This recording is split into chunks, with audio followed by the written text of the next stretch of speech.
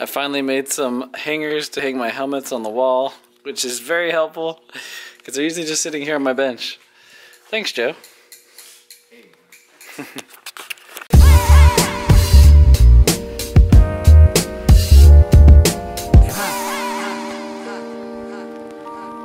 Welcome back to the vlog for the week, and I'm hoping that this is the third and final week on this here Silvia. Obviously we do other things other than just this car, but we're trying to finish this up in between other things, is what I'm saying. So let me give you an update of where we're at. You guys saw in the last video, obviously we got the turbo placed, and I had that other flange on top of the other manifold, and I was going to weld it on and do some trimming or whatever. I've got it right here. You can see I put, some welds on it to hold it to the other flange. I've not run across the top of this yet because I wanted to cut it off with the abrasive cutoff. I've got the cutoff saw right here. So I'm going to chop this up. Also, you'll notice there's like a little bit of a lip in here that could obstruct airflow slightly, but the flange is so thick that I can go ahead and take my porting tool and port that to the exact size. I just port that out a little bit. So then we'll be all good to go, and we can bolt this back permanently onto the car. The other thing is, you notice this is an old tile 2-bolt style wastegate flange. And I mean, you could run that, but we bought the new tile. Let me see if I can find it in the box over here. Okay, so we got the new tile wastegate, and it looks like this. Don't drop that, but anyway, it looks like this. It's a V-band style. It's pretty big. It's a 44 millimeter. The other wastegate hole is a 38 millimeter. More or less, we have to find a way to adapt this to that manifold. So, luckily, when you buy the tiles, they come with, the V-band and the weld-on flange, as well as the weld-on for the outlet for your dump tube. So we can basically take this and adapt it to the other manifold, and it will just clamp on the way that tile wanted it to be. So I'm going to go ahead and cut off that other 38 millimeter flange and then get ready to weld this little sucker on so it'll fit good.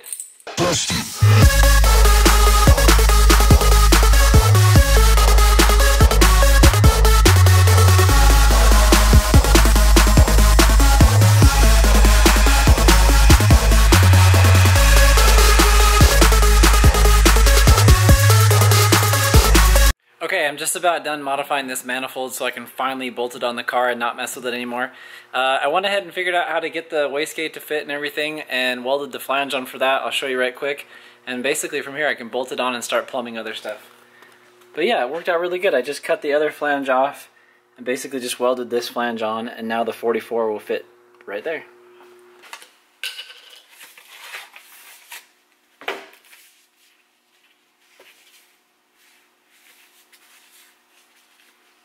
Super light, it's like floaty. Okay, in the last video I let you guys know that I was going to do something on his downpipe that I had never done on a car before, and I figured it was probably time to tell you guys what that actually was. So I've built hundreds of downpipes, like literally, like every kind of turbo downpipe. I've built Subaru up pipes, I've built manifolds, I've done a ton of stuff. 409, 316, 304, all the different stainlesses basically. But I have never built a downpipe out of titanium. I've never really had a need to. And we still don't really have a need to, but it's super cool. And there happens to be a local vendor for titanium. So we went over to this place called Tycan Industries and grabbed a bunch of, perfectly made pie cut bends. And in my opinion, it's still nicer to have like a swoopy radius or like a mandrel bent radius as far as like airflow goes. But we're not bending very far, just a few degrees down and out the car. So this is the stock, if you guys can see this is the stock pipe that comes up in the car. This was a factory RSR one from Japan, so we kind of wanted to continue to utilize it. Plus it's massive, it's like 3 inches. So what I decided to do to adapt to this, because you can't weld titanium to stainless or to any other metal that I know of, so we decided to basically get a titanium flange for the downpipe and a stainless flange for this, so I can weld this stainless steel flange to this pipe, and then I can add the titanium female flange on top, and then we basically use a V-band clamp to clamp the two together. So, this should be pretty interesting. These are what the little titanium bends look like. They're kind of hard to see, but basically if you stack these all together, it creates, 6 of these create like a 90-degree bend. So we got a couple packs of that, we got some clamps, and we had to invest in a few other things. I got a little bit different kind of welding tungsten, and a much, let's see, focus, hopefully you can see that, but a much bigger type of welding lens for the gas separation. This just disperses the gas over the weld like immensely. So basically you always get full gas coverage. The other thing I had to do is I don't always have to back purge everything I'm welding.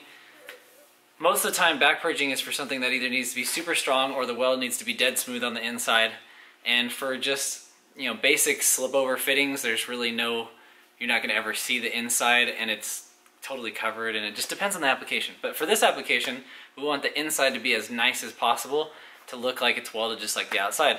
So I got another gigantic tank of argon similar to this one right here, and I'll be running argon through the inside and on the outside of the weld when I'm welding. That way the weld comes out perfect. So I guess we can all learn together, since I've never really welded titanium. I've never really had a need to, but we're gonna figure it out. We're gonna weld it up and it's gonna look bueno. So.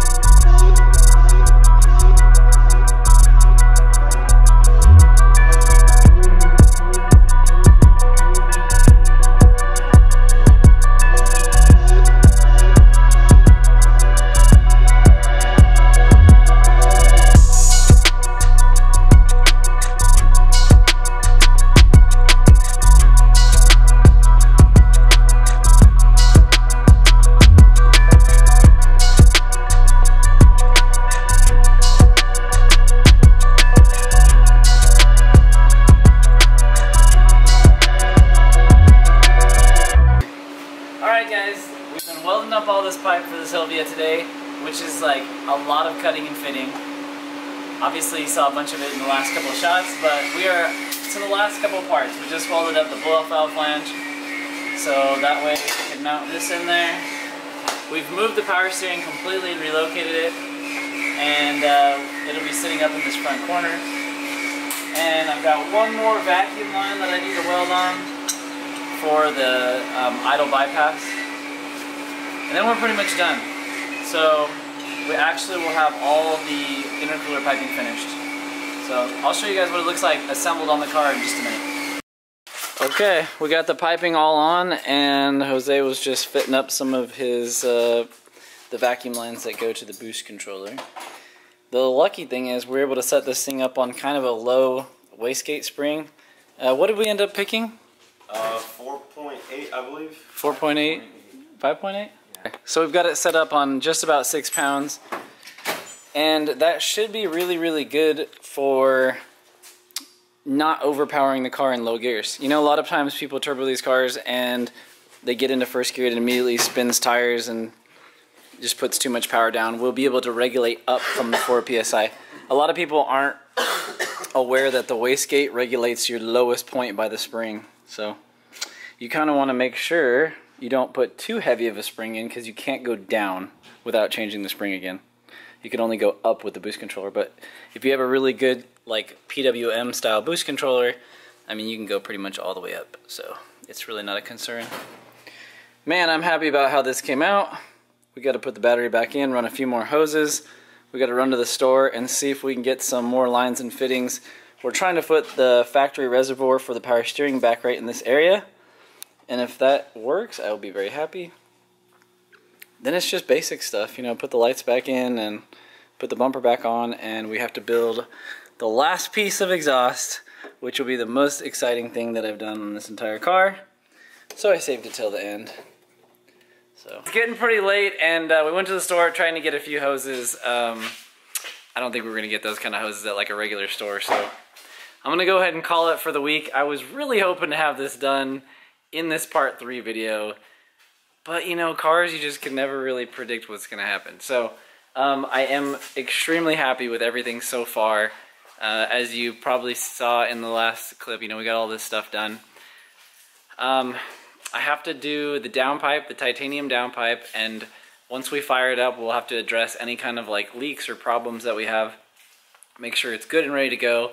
I gotta make sure the fans are relayed and wired up, and then I have to, you know, dial in and adjust everything on the tune for like the new injectors and like, you know, the new turbo and everything. So we got a few more things to consider.